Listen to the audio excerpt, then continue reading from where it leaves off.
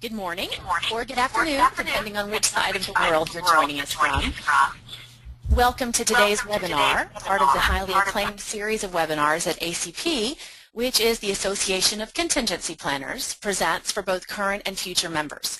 For more information about an ACP, you can visit acp-international.com. My name is Michelle Lowther, and in addition to my role with Continuity Housing, it's my pleasure today to host ACP's webinar. My thanks to Gianna Martinelli and ACP's headquarters staff at ADG in Albany, and Fred Rogers from my team at Continuity Housing for their roles as webinar experts who work behind the scenes to ensure that everything runs smoothly and we're able to deliver solid content to all of you. The sponsor of the ACP webinar series is Continuity Housing, and we guarantee pre-negotiated hotel rooms at substantial savings for the critical employees of larger and mid-sized companies. This helps prevent a business disruption in the event of a crisis.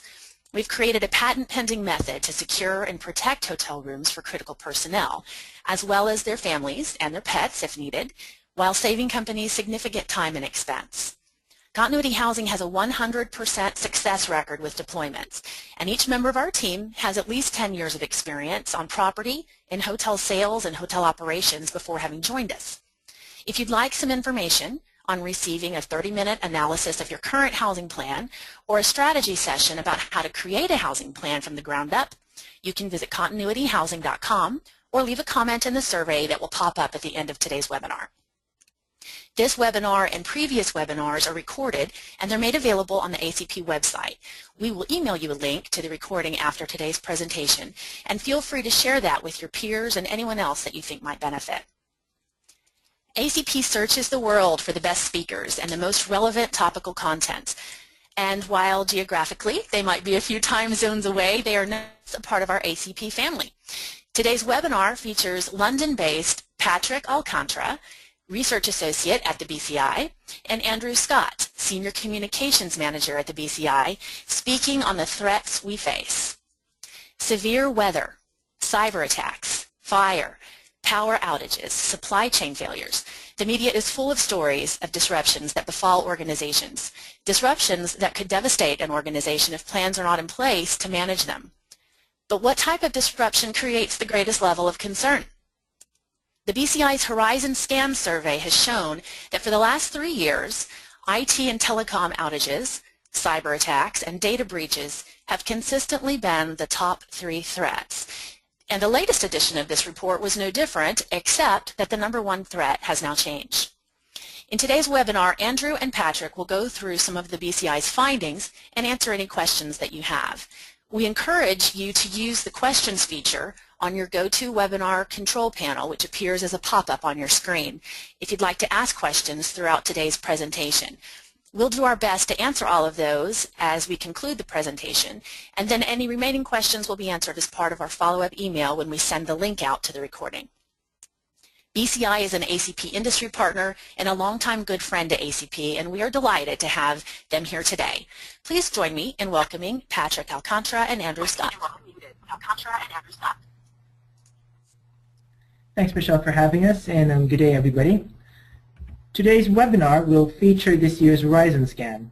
We have been doing this research for 4 years now, and we are fortunate that this work is supported by the BSI. A copy of this report is available from the BCI website. To start today's webinar, let me begin by saying that we live in such challenging times. Our organizations are expected to operate in what the military or our top management calls a VUCA environment, one that is filled with volatility, uncertainty, complexity, and ambiguity.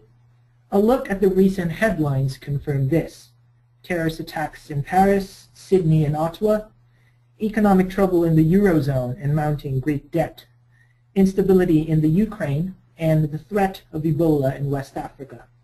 These events, among many others, figure into our organization's operations and may cause business disruption.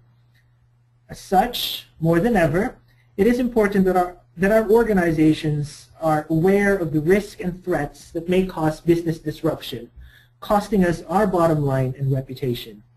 Horizon scanning is a useful tool in this regard for BC professionals. Ideally, If deployed within the context of an organization's planning at top level, horizon scanning could inform overall strategy and build resilience. Today's presentation will focus on three things. One, as a horizon scanning report, we will aim to identify near-term threats. My discussion will give a flavor of the threats that business continuity and contingency planners are most concerned about with references to specific regions and industries as appropriate. Two, this presentation aims to benchmark horizon scanning activity, more specifically when it comes to developing and using relevant threat analysis, as well as referring to relevant standards such as ISO 22301. Three, we will aim to look out for trends that may influence businesses in the medium and long term. We believe that it is also useful to be informed on what might possibly lie ahead. We must be clear at this point, however, that horizon scanning is not an exercise in prediction or speculation, but being in touch with current events and trends that may affect business operations. Some of the major findings we are discussing in detail today are the following.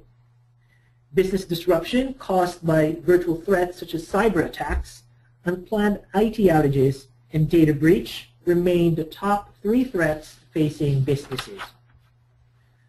These virtual threats are likely to remain in the radar of business continuity and contingency planners in the near future.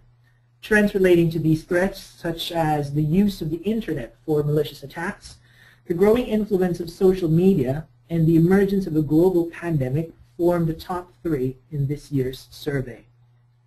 And in a sign of an improving business climate, investment levels for BC are up for more organizations, from 18% to 24%, with more businesses using ISO 22301 as a framework for business continuity management implementation, up to 52% from 44% last year. And all of these findings are contained in the latest BCI Horizon Scan, which is produced in cooperation with the BSI. Copies of this report are being distributed, and you may find it in the BCI website. For the fourth consecutive year, we have been collaborating with the BSI in tracking threats that are on the radar of BC practitioners in different industries worldwide. This year's survey has responses from 760 organizations in more than 15 industry sectors based in 72 countries. This is a truly global, comprehensive report that has been a sought-after industry resource, and we would like to thank the BSI for supporting this important work. Over to you, Andrew. Okay, thanks for that. So a major part of the Horizon Scan survey involves the ranking of threats in order of concern by business continuity practitioners and contingency planners. These are what those professionals who responded to our survey perceived as being the greatest threat to their organizations. In the survey, we listed about 30 potential threats, and the respondents were asked to express their level of concern about each one. The percentage figures on this slide show the percentage of respondents who expressed either concern or extreme concern to each of the threats. So the top 5 threats. Number 1, cyber attacks. 82% of people expressed either concern or extreme concern for this, and that's up from 73% last year. Next, you've got unplanned IT and telecom outages. And this has historically been the number 1 threat in all the previous Horizon Scan reports that we've done. And this is up slightly from 81%. This is 81% up from 77% last year. Next, we've got data breach with 74%. There's a slight increase from 73% last year. Fourth, we've got interruption to utility supply, 57%. And again, there's a slight increase. This was 56% in 2014. And finally, fifth on the list, we've got supply chain disruption.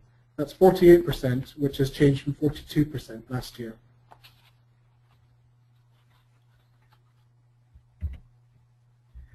So cyber attacks are now ranked first in this year's survey, with 82% of respondents expressing either concern or extreme concern to this threat materializing.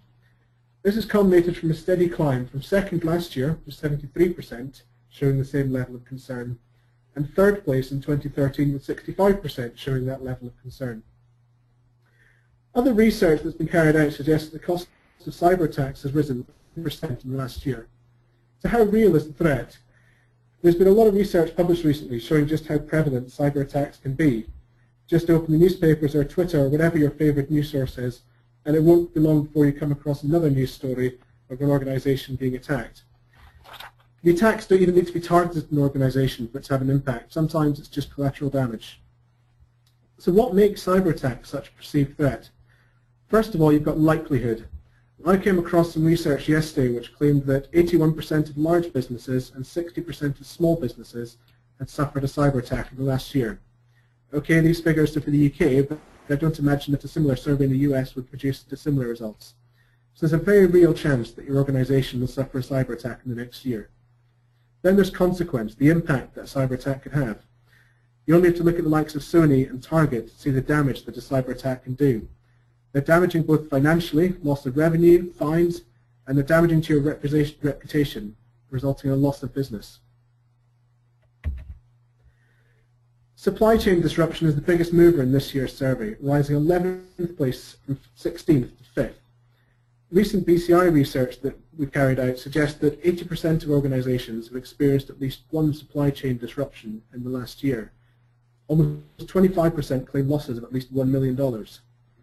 The manufacturing industry sees supply chain disruption as the second most pressing threat to their business, and perhaps that's no real surprise, as they, along with retail, are perhaps the most reliant on a physical supply chain that is harder to manage. On this slide, I would hasten to add that although you've seen the move from 16th to 5th, it may seem quite a climb. If you look at the percentages, you'll see that it's only moved from 42 to 48, so it's perhaps not as significant a rise as it first appears. You've got security incidents moving from 7th place to 6th place in this year's survey, 48% of respondents being either extremely concerned or concerned about this. And you often see in the news about incidents that happened, vandalism, attacks on businesses. It's not necessarily prevalent, but it's certainly high profile when it does happen.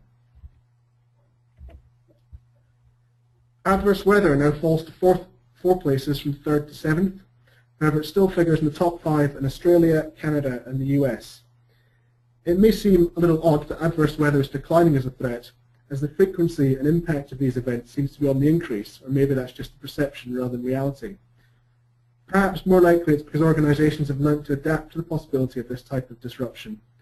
From our point of view at the BCI, we were affected by flooding last year, but it was easy for most of the people in our office to find other ways of working, such as working from home when the building became inaccessible. So in the end, it wasn't that much of a disruption. Then you've got acts of terrorists. They're in the top 10 for the 4th year running.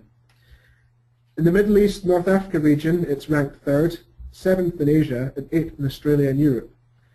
And again, it needs to be noted that these are perceived threats. How real a threat is terrorism?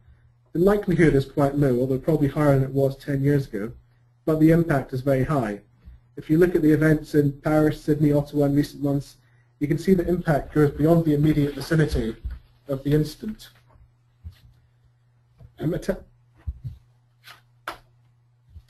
Markets are affected, fear factor increases, political will, certainly political policies can change as a result of a terrorist attack. Human illness is now in the top part of the top 10 for the first time. It is ranked 2nd by professionals in the health sector and 5th by professionals in the Middle East and North Africa region. This is a threat that has featured heavily in the news over the last year following the Ebola outbreak in West Africa. And while I don't think the Ebola is a risk for the vast majority of organizations, certainly from the audience that we've got today, it does remind us of the impact that any kind of pandemic can have. SARS, swine flu, bird flu have all been a threat over the last decade, although thankfully they haven't as big an impact as has first been feared. That doesn't mean we should rest on our laurels and ignore the threat though, so it's something we do need to be aware of. Health and safety incidents and new laws and regulations drop out of the top 10 this year. The former down 3 places from 8th to 11th, and the latter also down 3 places from 10th to 13th. I would imagine that the reduced threat of health and safety incidents is because there has been a big focus on health and safety in recent years, and either new laws are now in place to stop organizations being unsafe, or organizations have put their own policies in place to help prevent incidents that could result in a lawsuit. Whatever the reasons, organizations by and large are generally safer places to work now. With new laws and regulations, it's always difficult to tell what the reasoning is behind an increase or decrease. Is it because the number of new rules we need to follow is decreasing? I suspect not. Is it because we are becoming better at interpreting these new laws and realise that they are not as disruptive as previous laws? Possibly more likely. Back in the UK, we're always hearing stories of new laws being brought in by the European Union that to do with banning certain crisp flavours or insisting that bananas have a certain curve. When you look closely at the law, you realise that the perception is just nonsense, and the rules aren't as stringent, onerous, or as ridiculous as first seemed. Meanwhile, both small, medium-sized enterprises and large enterprises share the top threats, with interruption to utility supplies figuring at third for SMEs. Many industries such as finance, professional services, IT and communications, retail and wholesale share the top 3 threats in various permutations. However, unplanned outages remain the top threat for the public sector. So on other findings, the top overall trends to watch out for according to business continuity and contingency planners are the following. The use of the internet for malicious attacks at 81%, the influence of social media at 63%, the potential emergence of a global pandemic at 59%, the loss of a key employee at 59%, and new regulations at 53%. Rounding out the top 10 are the following. The prevalence and high adoption of internet services such as the cloud, increasing supply chain complexity, political change such as a significant change in government or economic and foreign policy, changing consumer attitudes and behavior, and the growing potential for social unrest. Segmenting the data, however, reveals interesting results. Financial institutions rank further regulatory scrutiny as the second most important trend. The manufacturing sector reports a different top 3, with increasing supply chain complexity, the use of the internet for malicious attacks, and as its top trends. Predictably, with Ebola and the MERS coronavirus, the health sector is concerned with the emergence of a global pandemic. Analyzing the data geographically uncovers other findings. Social conflict and political instability emerge as themes in many regions worldwide. The growing potential for social unrest ranks first in sub-Saharan Africa. Political change, on the other hand, is in the top 3 for the Middle East and North Africa region, as well as Central and Latin America. On another finding, the loss of a key employee, meanwhile, ranks second in Asia, sub-Saharan Africa, the Middle East, and the US.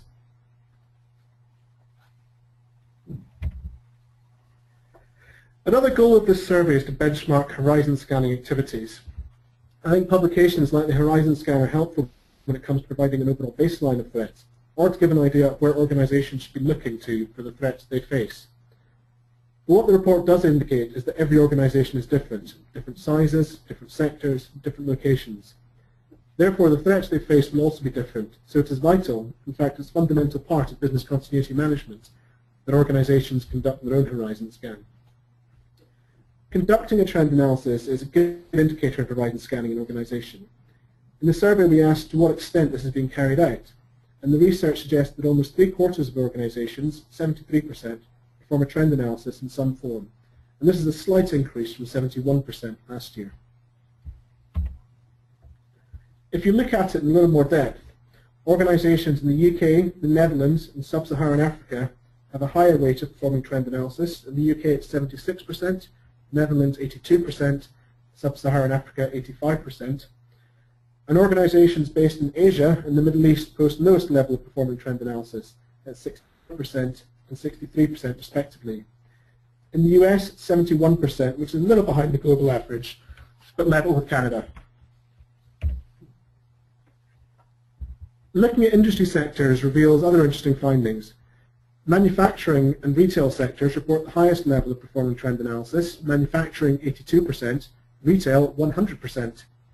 Meanwhile, less than half of organizations in the health sector are likely to perform a trend analysis, 48%. Large businesses are more likely to perform a trend analysis than small businesses, 77% compared to 59%. Why would that be? Presumably larger organizations are more likely to have an individual, perhaps even a team, whose role it is to conduct this job. Smaller organizations, probably less likely. There is often less spare capacity in smaller organizations, and those within them see tasks such as this as a disruption to their normal job. Of course, it's important to realize that conducting a trend analysis does not need to be burdensome. You just need to sit down, consider what the risks are specific to your organization, think about what the critical functions of your organization are and what could disrupt them. Think about what the factors are that are particularly disruptive to your sector or location. An important indicator of resilience is the use of trend analysis in program implementation.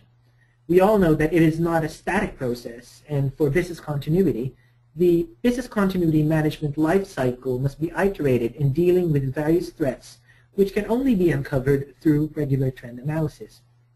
We all know that business continuity and contingency planning are strategic disciplines which should inform decision-making at the highest levels of management, as it ideally uses insights gathered from horizon scanning activities in influencing strategic direction.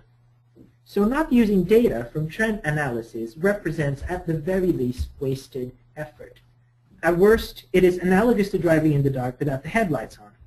And this may be the case for a third of the organizations surveyed that do not use trend analysis for informing their BCM planning and implementation. It is concerning that in the figures that we've seen, 30% of BCM practitioners are in organizations that do not have access to trend analysis results. And we all know that access to relevant information is a vital part of our job, and steps must be taken in order for us to gain access to this data. So another indicator of resilience is the level of investment in business continuity. Given various threats facing an organization, business continuity departments must be adequately resourced in order to deal with a wide range of incidents. More importantly, resources must also be dedicated to intelligence gathering activities such as horizon scanning and trend analysis. The data from the report suggests that the overall investment in business continuity is up. 24% of organizations, up from 18% last year, are experiencing increases in investment. Why would this be? The obvious answer, to me anyway, is that the global economy hasn't been in a great way over the last few years. Maybe organizations have struggled and have been forced to make cuts. We often find that the BC budget is one of the first to be cut, and is not really seen as a revenue-earning department. A bit short-sighted maybe, but such is life. Something business continuity practitioners need to do better of in the future is demonstrating the return on investment value of business continuity, but that's a whole new webinar topic. Finally, global finances are improving and budgets increasing again, so business continuity practitioners are starting to see the benefit of this. Of course, it's still only a quarter of organizations that are experiencing an increase. For the majority of organizations, about 55%, investment levels are going to be maintained. Perhaps alarming is that 12% are still experiencing cuts. The picture in the US is not quite as rosy. While 24% globally are experiencing an increased BC budget, that figure is only 17% in the US. In Canada, it's much better, with 26% experiencing an increased budget. Segmenting the data according to industry sectors reveals the following. Budget cuts are expected in the healthcare industry, 20%, the public sector 30%, and educational institutions 54%. This may be attributed to continuing austerity in the public sector and social services, which also hits BC budgets. Respondents in these sectors from the UK to as far as Australia report the same findings. Whether this stretches business continuity management capability to breaking point remains to be seen. Compared to the overall average, significant increases in business continuity spend are likely to be seen in the finance sector, 32%, as well as retail and wholesale, 45%, and this may be attributed to regulatory pressures, among others.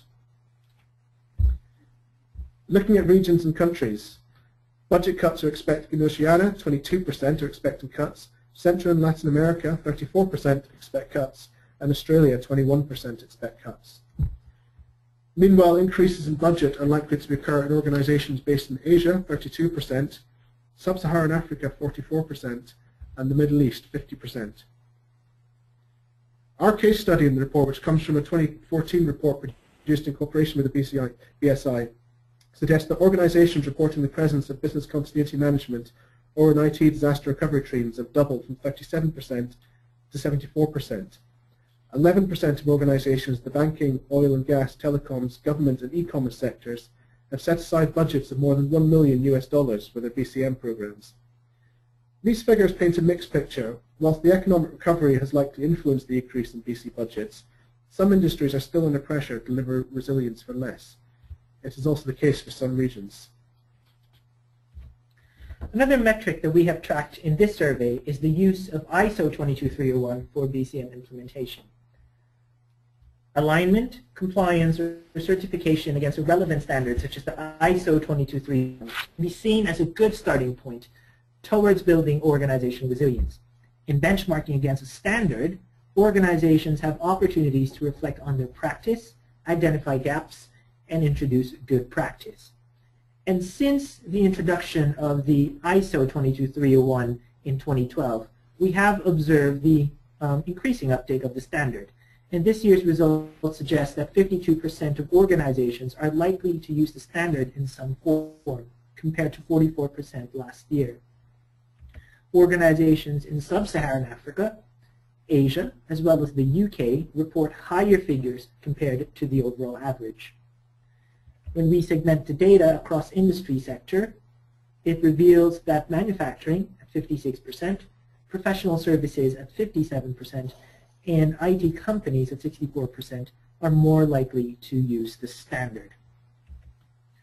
SMEs, on the other hand, are less likely to use the standard than large businesses, but we can notice that the gap is quite close, with 50% of businesses using ISO 22301 as compared to 53% for large enterprises. And these results suggest the growing maturity of the standard. And we have recently conducted a follow-up study on benchmarking against ISO 22301, and we have a report available at the BCI website.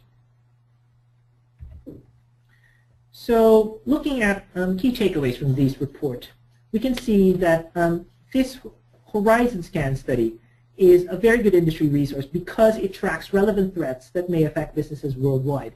And research such as the Horizon Scan can be used to complement in-house analysis, and it provides opportunities to revisit and improve business continuity and contingency planning. One of the main concerns highlighted in this study is the threat posed by cyber risk. And this may be attributed to the rising cost of disruption, which Andrew has mentioned, and it is highlighted by a recent Ponemon Institute report, which suggests that the annual cost of cyber attacks on average have risen by more than 10% in a year to $7.6 million US. And losses from data breach have increased the same magnitude from 5.4 to 5.9 million US dollars. And BCI research also reveals that reputational damage also figures in the losses resulting from these risks. The study also suggests the growing maturity of the ISO 22301 as a framework for program implementation. A look at the figures worldwide, however, reveal varying degrees of uptake. It is important, therefore, to explore the factors driving such variation, as well as the challenges and drivers behind adopting ISO 22301. More importantly, this study in horizon scanning points out to the strategic input that must be provided by business continuity and contingency planning professionals to top management. We have tools at our disposal which can inform decision making at the highest level. Building resilience should be a top-level priority. And we know that our disciplines are important in participating in that regard by providing strategic input in the form of horizon scanning and trend analysis, among others.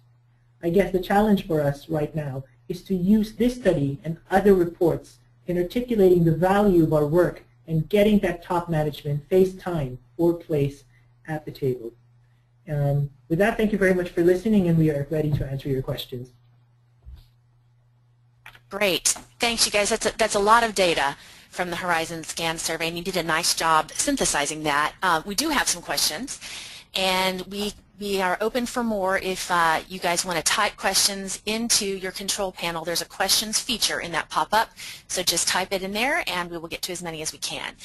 The first one I have here says, is the concern about cyber attacks warranted, or is it just a media-driven fear? I think it's a bit of both, to be honest. you've seen from well, one of the bits of research that I said there talked about the likelihood of cyber attacks happening in the UK. I think it was 80% for large businesses, 60% for small. So you can see the likelihood is high. And the consequence for organizations like Target and Sony, I get quite high for them, with fines in the tens of millions and reputational damage probably costing similar amounts. So likelihood and consequence are both high, but I think a lot of it is media driven.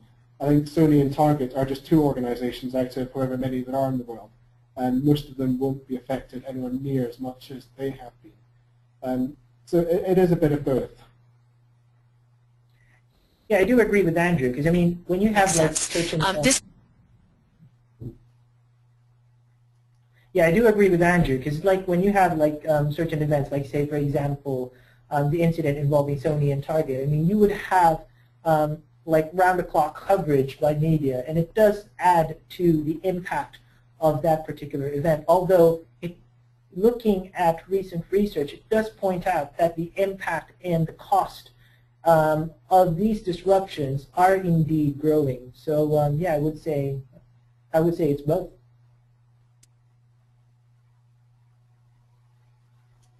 Well, the next question, actually, this came in a little bit later, but it's related to that. So, Patrick, since you just touched on the increase in cost, the question is the 10% increase in cost associated with those attacks because the attacks are becoming more aggressive, or they have become more aggressive because they're becoming harder to protect against, or is it both of those things?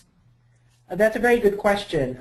We had a research report last year counting the costs, which tried to determine where are these costs attributed to, and one of them is, yes, the cost to deal with this disruption, it's in a way like tidying up cost, is growing, as well as employing protection when it comes to these complex threats. I mean, just to give you an idea, in one of our research reports last year, we cited that the average DDoS attack is around 3 gigabytes per second at 4.3 million packets per second, which is basically data from 3,000 emails every second. And that was last year. But this year, the average has quadrupled. So basically, attacks now are like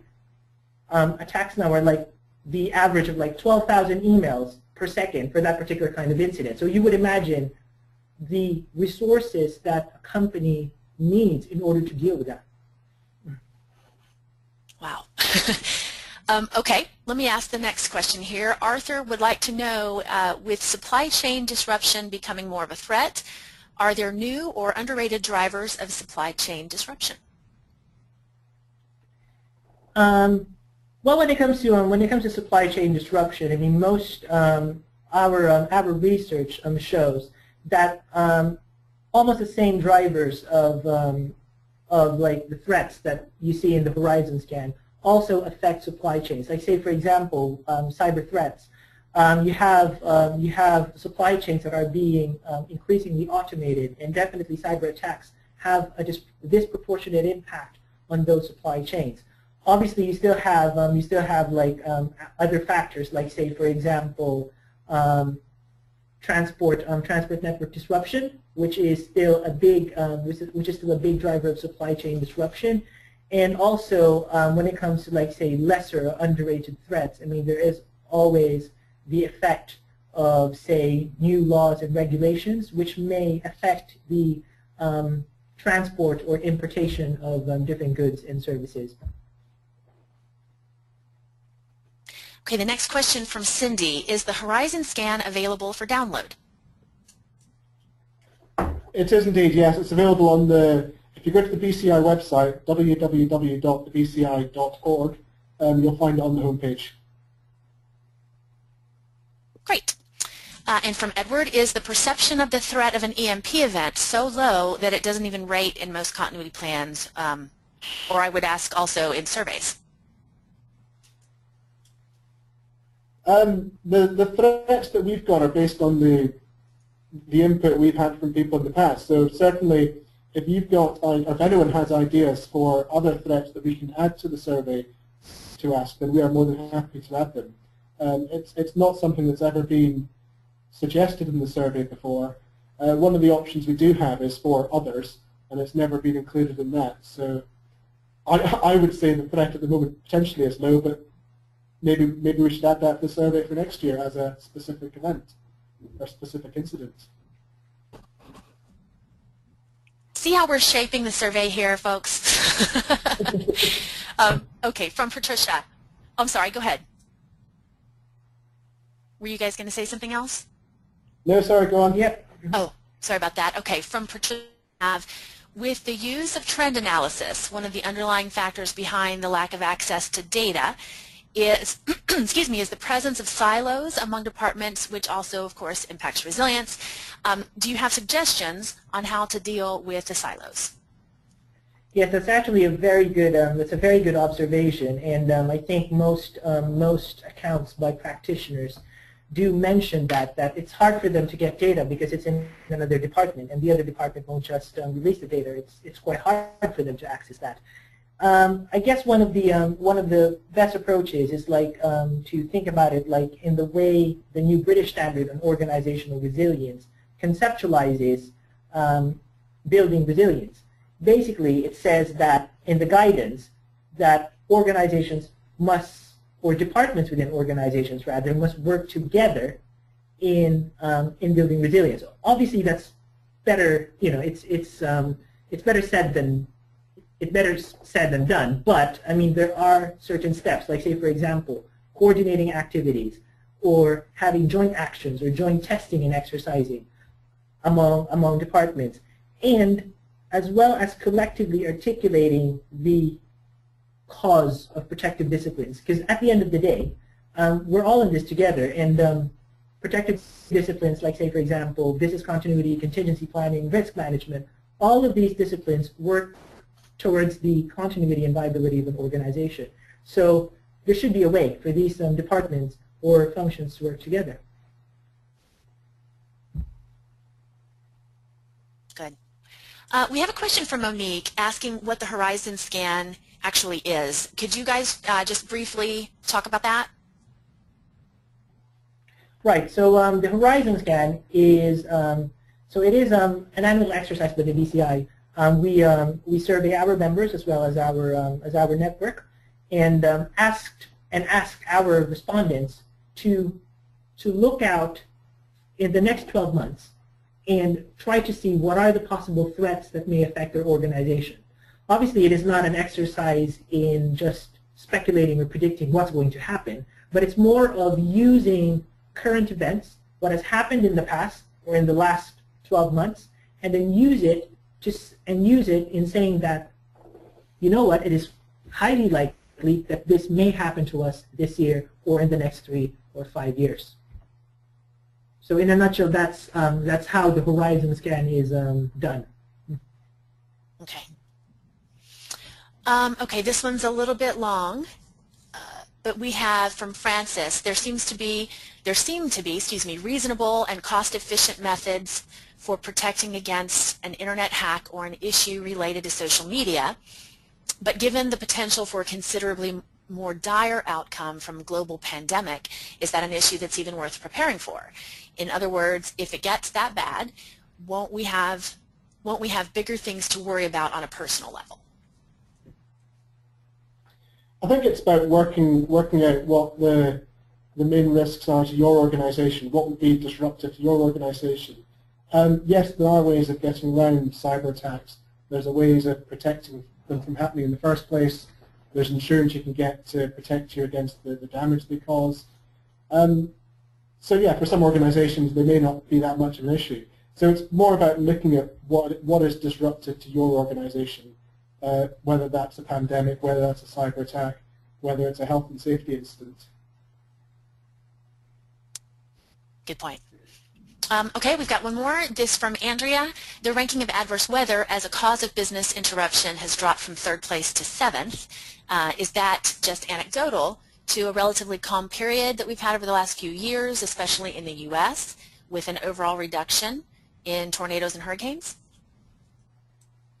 Well, what I said, Jim, thing is that I think organizations are becoming better at dealing with disruptive weather incidents. So that there's ways of either putting in place processes for working from home if the office becomes unavailable or inaccessible. There are obviously some instances like your Superstorm Stanleys or your Hurricane Katrinas where there's very little you can actually do about it. But in a lot of cases, certainly in the UK, I think any disruptive incident caused by weather shouldn't really be that disruptive. You can put plans in place to deal with them easily enough. Right. Okay. Yeah, I agree with that. Because, say, for example, with what happened in the Philippines in 2013, you've got like Typhoon Haiyan, which caused a lot of devastation in that country. But then again, people learn and people, put in place measures that would help them weather something like that in the next time. And true enough, the last year when a big typhoon also came to the Philippines, I mean, they managed to have contingency planning and response that was so effective that it was even hailed by the UN because it was an effective response. So I guess it's really just a matter of people now starting to respond better or more effectively to these kinds of incidents. Right. Okay, thank you both. We don't have any more questions, so we do have a few reminder notes for you guys, and I want to thank you first of all for attending today. I hope you'll stay on for about 30 more seconds for some information that I know you'll find valuable. Before I give you that, though, I wanted to thank our presenters, Patrick Alcantara and Andrew Scott. This was a wonderful presentation. I'd also like to thank again ADG and their webinar experts for their support of our series. Continuity Housing is proud to sponsor this terrific webinar and the entire series with ACP. Please do remember to visit continuityhousing.com or leave a comment in the survey if you're interested in how we could provide your critical employees guaranteed housing when they need it the most. As a reminder, and this did come up in the questions, this webinar and previous webinars in the series are recorded. They are all made available for you on the ACP website. When we ring off today, we will follow up later on with an email with a link to the recording, and feel free to share that with anyone that you think might benefit from that. For more information on future presentations in the ACP webinar series, you can check out the ACP website at acp-international.com. And last but very much not least, a brief survey, a very brief survey about this webinar will pop up when you close your browser. If you could please take 30 or 45 seconds to answer the questions, it really does help us refine our productions and increase the value that we deliver to you through this series. On behalf of ACP and Continuity Housing, thank you for joining us, and I hope everyone has a wonderful day.